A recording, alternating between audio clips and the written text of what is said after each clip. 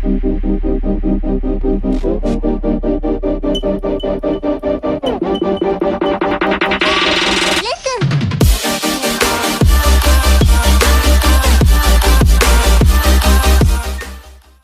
and welcome back to the Corner 3 Show. We are back. I promise you, we are back. My name is Alex. My name's Ross. My name's Zach. And Ross is a dad. Congrats to Ross Ball at the Corner 3 Ross. So that's why we haven't been as regular as we wanted to, but we are back now officially. Because they can't have a show without me. You can't do it without the 3. It wouldn't be the Corner 2 without Ross. I was out of town as well. Or the Corner 3. That's fair. Anyways, so we're back. Pacers are, up and down as we predicted. I had someone today ask me, what's wrong with the Pacers? Or what's up with the Pacers? And I just said, they are what we think they are. They are what we thought they were. Come on, Dennis. Sorry. Anyways, let's quickly go back here. We've got a lot of games to recap, but we'll breeze through some of these because there's not a lot to talk about. But the London game, fun week. Remember so excited our last for podcast? We were like, oh, man, they're gelling.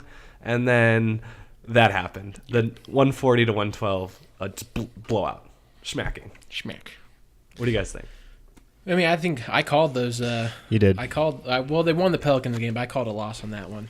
But I did call the Nuggets loss, which it was ugly. I don't know. One guy criticized me on Twitter because I said, well, let's see, they had a bunch of distractions. They're in London being tourists. Mm-hmm. Paul George has a shoe release. Lots of things that could distract them, and they just came out flat. Yeah, absolutely. The Nuggets shot the ball very well. Yeah. Jokic is a lot better than any of us who don't watch the Nuggets think he is, I think. That was gross to watch. No, he's a great player, and I mean, like Zach said, it's one of those things where you've got 15 guys overseas, touring, doing all these different things, not basketball related, and they just came out and got their butts whipped. And I'm sure the coaching staff all week was lamenting, don't let this outside stuff distract you. Don't get distracted. Anyways, that was a drubbing. As Zach mentioned, Pacers move on. Beat the Pelicans. Really, though, I think it was because Anthony Davis had to leave the game with an injury. Any thoughts there? It was a balanced game. At least we won. Yeah, it was balanced. I thought it was balanced. All your starters besides Glenn Robinson were in double figures. You had 17, 19, 18, and 16. Glenn Robinson with 9. Like you said, that could be an effect of Anthony Davis being out. But, hey, we got the win. I'll take it. I wrote down a stat that scared me. Pelicans bench outscored the Pacers bench 51-19. That could be a problem going forward. I think the bench is a problem going forward. Mm-hmm. I mean, we all have Pacers biases here, but I think we're also pretty clear on the fact that this team has issues, and we're going to talk about those later. Outside CJ, there's no one off the bench who makes me happy. Maybe Monte right now. Well, I mean, offensively, Jefferson. That's true. I got on defense, Jefferson. He's as big of an asset on offense as he is a liability on defense. I think even more so, maybe. Yeah. And then after that game, of course, we went out to Sacramento, able to come back and beat the Kings. Surprisingly, we were down by 20, I think. Well, we hurt another one of their players. Well, he hurt himself, but don't say that. My goodness. There were 3 in a row. 3, yeah, it was 3 in a row. Yeah. It makes you wonder how, thank goodness, we didn't trade for him. Okay, well, we couldn't have predicted that when we played him in January, he's going to tear his Achilles. I remember Larry Bird was on the phone and was like, hey, Vlade, forget that. Cancel that order this morning. Pretend I didn't even leave it. Oh, did you guys see that Boogie Cousins phantom foul on Dwayne Wade the other night? The dunk that he missed? Isn't that ridiculous? That's terrible. Well, first of all, I'm not Boogie. I'm not the biggest fan of Dwayne Wade. Anybody here a fan of Dwayne Wade? Good. None of us. Good. From his flopping to his antics, whatever, man. So glad he's not a starter this year for the All-Star game. Oh, yeah, that would be ridiculous. Side note. Anyways, so I love Boogie. So yes. That made me really mad. Because, okay, here you have Boogie. We're getting off track here. But you have Boogie. He's this Roman candle. And you call that, and, no one could even hear the foul called because everyone was running back down the court. It was so loud. Anyways, we'll move on. Helps when you're a flopper. Well, one positive. You want to mention McMillan became the 29th coach with 500 wins? I'm sure we'll put that on a banner in Lucas Oil Stadium at the end of the season. Fantastic. Yeah, well, then after that, we go to L.A. to continue the road trip. Another player got hurt. D'Angelo Russell left with an injury on that game. Yeah. Pacers lose this time, though, 96-108. Bad loss. Not so good. Yeah. No, bad loss. And Paul George, supposed to be, that's his first game in a really big city coming off of his shoe release. So, it got more press, he's back obviously. Home, kinda. Yeah. So for him, I think he only had 17 or 19 points, which has been his last few games. Just disappointing. We can talk about Paul a little later, but obviously, I think Jeremiah Johnson tweeted that, in a game where you come back home, of course you want to play well. In a place where, hopefully he's not thinking about going someday. But the point is that you want to come and put on a show for a team in the city. Yeah, 15 turnovers between your big three. Yeah. I mean, you can't have that, especially, this was the game after this game where Paul George mentioned that, coming into this game, they just don't have it. There's no effort. I don't know what this has happened since that London, or once they got to London, but they have not been playing good since that trip. No, pretty much. That's it. That's all we got to say on that. That was gross. Last, Pacers 109. Pacers 100, Jazz 109 the other night. George Hill just laying it on the Pacers. Hayward laying it on George. I was watching this game with a couple friends, and Hayward just looks like a LeBron James compared to Paul George, just stature-wise and like his aggressiveness taking to the hole. Gordon Hayward is not afraid right now to just take it to people, and Paul George has, I think, for a superstar, just like the fewest amount of drives to the hoop. Everyone's talking about like how little he drives to the hoop. I don't know what the stat is, but it's just disappointing. And as a Pacers fans, we have a strong bias towards Paul George. We know how good he is. We saw that in the Toronto series. We saw it at some points this year. But it's like, where is this superstar caliber play on a consistent night? We know he has it. We're not doubting that. No one is. We're doubting the fact of his consistency. Overreaction time. Anytime during that game were you thinking, boy, I wish we still had George Hill? No. Okay. He had a really good game. He's a great player. It was wrong fit. A new system, and he's playing really well. 30 points. That was his. You knew he's going to get it up for that game to really show the Pacers what they are missing out, you could say. Absolutely. I think also that game was not the end, but it started to really show you that Trey Dog is struggling. Glenn Robinson. Lost his confidence. Yeah. We all love the guy, and we want him to get that playing time to get the confidence, but that game especially, and the games before that, he's lost his swagger, his aggressiveness, everything seems to be down. I don't know what they can do to turn that around. With a slumping team, he's a player you hope would be the consistent energy guy. But at the same time, he's surrounded by guys who, quite frankly, have a lot more overall talent, throughout their careers than he has. Like, he's built his career on being a guy who just works really hard and has developed. The other guys around him are just naturally, and they also work hard, but obviously are more gifted. So when they're slumping, it's really hard for him to complement them. Yeah. Well, that's it. Poor guy.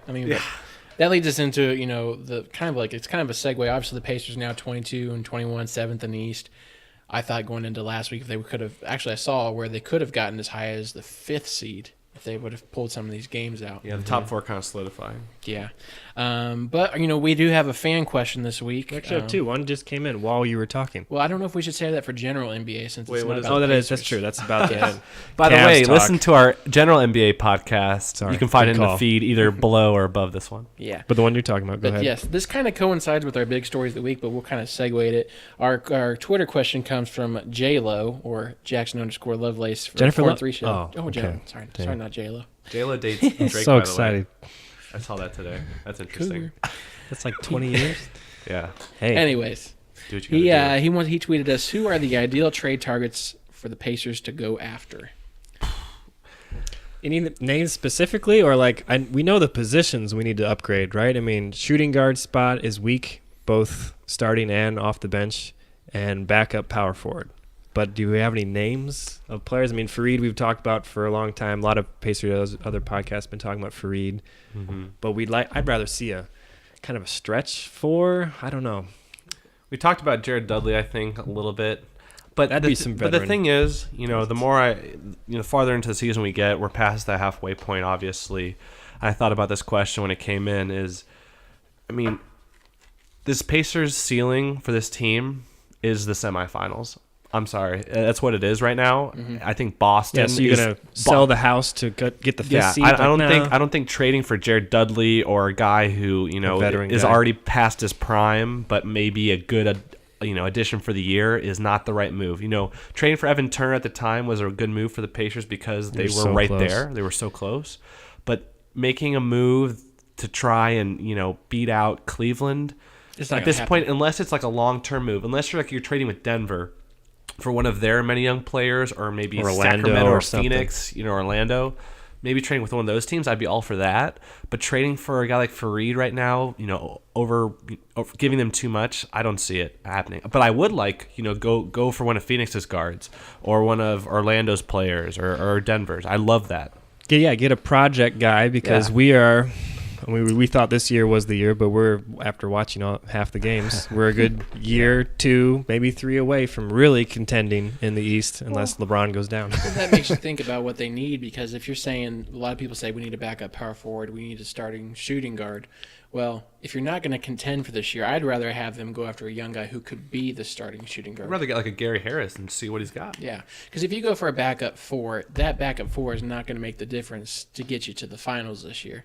You're basically giving up a piece just to be a little bit better this year. Focus on getting a building block like a starting shooting guard, and then in the offseason, get your backup power forward. Because, I think, is Al Jefferson on a 3-year contract? I think it's 3-year with a team option or player option after the second. So if he's still playing good offensively next year, he's going to struggle defensively. So you should find a guy who can complement him, who's really just going to come out there to get rebounds and play defense, because obviously Jefferson can't guard the pick and roll. So I would say focus on a young shooting guard that you feel could be a complementary player to your young guys you already have. Yeah, now's the time, kind of what the Pacers did in the early 2000s. Go find that hidden Jermaine O'Neal. The chances of that are slim, but get rid of your veteran-type Dale Davis, the guys, because you're not going to contend this year. Give it to a team who is, and hopefully in 2 or 3 years they can develop into something that can help you out. Yeah, I like that. This will come up on Twitter, but if they did get a backup power forward that could do the rebounding, and your question marks are now shooting guard, do you take the risk on a healthy Lance Stevenson? No, dear God, no. Please, nope. And we're moving on from that. I'm just saying, it's going to get brought up on Twitter. I know. It's already been brought up on Twitter. I mean, look, Denver right now, they're 8th in the West. Who's to say that they don't want to finally make a run at the playoffs for the first time in, I don't know, 5, 6, 7 years since Melo was last there? Yeah, because that 8th spot is real tight, and they need to solidify. I mean, the top 7 are solidified locked in the West. There's nothing happening there. They're locked in. Yeah. Or like a Danilo Gallinari. Kind of? I mean, they already played Barton. Guy, though. Yeah. They have a lot of players there, so why not throw something at them, see what happens? I would be so much happier if this Pacers team barely slipped into the playoffs, but made a move towards the future. Yeah, I agree. So, like, you almost want to look through 8 through 12 seed in the West. Like, think of those teams. So Portland, they wouldn't, but CJ McCollum, something like that. Ooh, that's not going to happen. That would be fantastic if that happened. New Orleans, they don't have anybody we want. Kings, Boogie's not leaving. There's nothing there. Timberwolves have a lot of pieces and can't figure it out if they want to break up all those number 1 picks. I wonder if Portland would give up like Crabbe or something, though. Because they have first of all, I don't think McCollum and Lillard will coexist for that long in Portland together, just because they have so many shots between the two of them and they play the exact same scoring guard position, really. But I'd be interested there. That's gonna be something we talk about in our NBA show. But still, I think the Pacers. I don't think we give Larry enough credit for not, doing the drastic, freaking out and making like the move, like making a drastic move to get to the semifinals of the East. Is not a smart basketball move. Like, for the fans, it might be fun because we all get to wear yellow shirts in the stands. Yeah. But for the long-term, performance of this franchise, make the smart move. And he's done that consistently. He's never just, gone after someone. I mean, Evan Turner didn't work out because Evan Turner is an awful human being. Thank you. But, I mean, that's besides the point. Yeah, like if Paul George was still in year 2 or 3 and you had all these young guys, you want to give them some playoff experience and just taste the playoffs, then you do those kind of trades. But right now you have a mostly veteran team that's not going to get there for you, so you want to fill it with some young guys who are growing. And, I mean, we'll make the playoffs this year, but not going to rattle any cages. Did you want to bring up that 8 points, 9 seconds article about Rakeem and Joe Young? I read it. Did you read it? It was about potentially shopping them, which makes sense. Joe Young and Rakeem Christmas were sent up to the D-League affiliate, the Mad Ants, this last week because it was a D-League showcase. Rakeem's been back and forth all year. Joe Young, he put on Twitter, I know it was my call, so everyone was freaking out, like, why did he get sent down? Why did he get sent up? But he made it sound like he said, hey, I'd like to... Because he wants to play. I'd like to play. Yeah. And he put on a show. I don't know if you guys watched the highlights from Joe Young. He looked really good. The Ants got trounced in that game. He can play, but I mean, right now we're still in that we gotta stay in contention. Why in the is standings. He not playing over Brooks? Is my question. I mean, they're the same scoring, and Brooks just has your veteran mentality, but neither of them can play defense. Yeah. I'd rather see Young get some minutes. You know, I don't know if it's like McMillan just trying to keep it together because he doesn't want everything to fall apart. And, you know, there's always a chance with a young player like Joe Young that, you know, he just doesn't play well and he could easily lose a game by himself, you know, just by a bad second quarter. Someone brought up on Twitter, you brought up Lance Stevenson, but think back, Lance sat the bench for 2 or 3 years before he got his chance in the starting lineup. Joe Young now sat the bench for 2 years, so they both maybe have next year. Yeah, they both have interesting attitudes. Like if you Second go on round Joe picks. Young's Instagram, He's crazy. He's fun. I to like follow. him though. But the main reason that people are thinking they were sent to the Ants was kind of show them off, you know, show what they can do for potential trade bait. I don't see who would want Christmas, but Joe Young, a team could maybe. He's a project. Yeah. We'll see. You can get a bench player out of it, you know, why not? Yeah. I mean, I'd rather him stay and then Brooks leave and Joe Young. Or I'd we'll pair him see. with like Stuckey for something. I'd pair both of them from Stuckey for something. I mean, it doesn't hurt. It's 2 D-League players, essentially. No. Yeah, it's your 15th and 14th guy on your roster, so oh well. All right, let's move on here. We've got a couple games. We've got a game tonight, so our listeners will probably already know the outcome. But let's a little talk general about the Knicks. They're in free fall. They've lost a ton of games. I mean, like the worst ways to lose games. They've lost on buzzer beaters. They've lost on the Melo shot rim out. The rimming out, and then the young kid patting Melo on the back. Yeah, it's okay. It's okay. It's not good. It's not good. Wasn't the Knicks game the one with the coach on the assistant coach on the floor and he came out? Yeah, they're losing in all kinds of unique ways. It's a toxic environment right now for the Knicks. But let's just take a pick here. I mean, I got the Pacers tonight. I think they're in free fall. The Knicks are in free fall. Pacers are almost in free fall. But we talked about the Knicks I think just a couple weeks ago, so we don't really need to go into deep detail. Again. Yep. Zach, I got the Pacers. The only concern you have is Derrick Rose going off like he did against Boston last week and carrying the Knicks maybe. Side point, Reggie's in the house tonight and calling the game. Oh, this is the first of those TNT player nights. Have you heard about that? Heard about that? Yeah, so like each of these crews is like only players. Yep. Only players like it's like Mondays and Thursdays so who's for Reggie like a month. or is it who's it Reggie paired with and who's I don't know. Player? But it's Mondays and Thursdays for for 3 weeks. It's just player crews. It's pretty cool. Mark Jackson? That'd be cool. He's ABC, ESPN. Yeah, that's true. Man. But they have a bunch of different guys. They have like fantastic. I think Derek Fisher's doing the game tonight. Okay. Or the other side. Yeah, I don't know. Okay. Well, it's cool. It's a good he idea. gave tickets to the Olympic women's swimmer Lily King. She's going to be there. So I think Pacers are definitely going to win this one. Reggie's in the house. There's going to be Reggie Chance. Oh, yeah. It'd be fun to be there tonight. Yeah. Next up is on the 26th, the T-Wolves. T-Wolves, again, as we talked about previous podcast, young team we keep thinking is going to do better, but struggling. I'm going to take the Pacers on this one at the T-Wolves. I feel like the Pacers can get their mojo back tonight. I've got the T-Wolves, definitely. I just think the energy, even though they're not playing well, the energy that they'll bring at the Pacers don't have anything to combat that. I just think it's a bad matchup for the Pacers. They're really athletic. Towns is really good, and Turner really struggles against, especially in the first half, struggles against really good athletic bigs. It takes them like a half to like settle and get used to the physicality of a really good player. Yeah, road game for the Pacers. Zach is up 3 games on you and me, Alex. So we gotta make some ground. But I'm actually gonna side with Zach on this. I think the Pacers are gonna get this one because I think the next one is where the Pacers are gonna struggle. Because then after the T-Wolves, we come back home to the Kings, back-to-back night. We lost. No, we beat them earlier, right? Came back. We were down 20. Came back, yeah. That's right. That was a huge Last comeback week. game. Yeah. But even though it's at home, it's a back-to-back. I'm actually going to be at this game, so I'm hoping we'll start a little minute summary things soon. Hopefully Yes. I can do something like that. He'll be live tweeting from Bankers Life. I will be trying my best. After the game, they have a broadcaster event that Evan and I are going to be attending. It's going to be Quinn, Kristen Airy from the TV broadcast crew, and hopefully we're going to get up to see Slick and Mark. One of my dreams. Say hello to Big Quinn for me. So Pacers, Kings. I'm going to take the Kings in this one. What do you guys got? I got the Pacers. Nice. I just think they figured it out there. It's a home game. They figured it out there in the second half. If you shut down Cousins and just make it really tough on him and double and send guys at him, he gets frustrated quickly. And then the rest of there's no gay. The rest of the roster So, it's pretty who's limited. going to score behind Cousins now? A Flalo. It's pretty limited there. I'll take the Pacers as well, which puts me at a 3-game winning streak for the Pacers.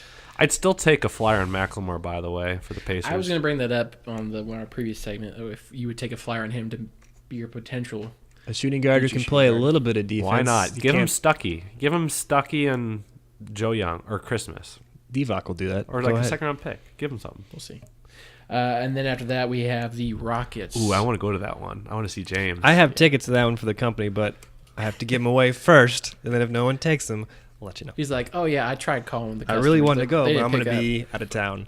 I want to go to that. I'm going to go to that. Regardless. Fantastic. I want to see that show. I was listening to the Ringer NBA show today, and I mean, no, actually, listening to Zach Lowe. It's Zach Lowe about D'Antoni. I'm listening to it today too. They're on a roll right now, and Harden is just playing out of his mind. He's my MVP candidate right now. He's slowly becoming. Episode 1. All right. I'll keep calling. What'd you say? He called Harden. I called Harden MVP, and you guys were like, whatever.